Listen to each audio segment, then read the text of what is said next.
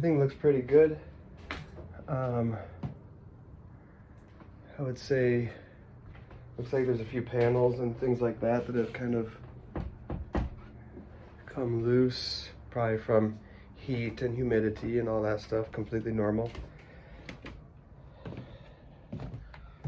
Overall, it looks kind of like I remember it. Just a pretty comfortable, spacious boat with a wasp nest in it, so that's new,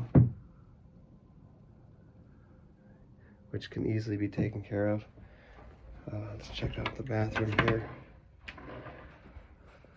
Looks like this is falling in a little bit, but I don't see any water damage or whatnot, so you know, this looks very manageable.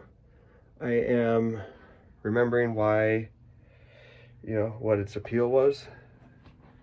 Kind of a space that, yes, needs a little bit of work and touch up, fixing up and putting back together, but is pretty darn manageable the way that it is.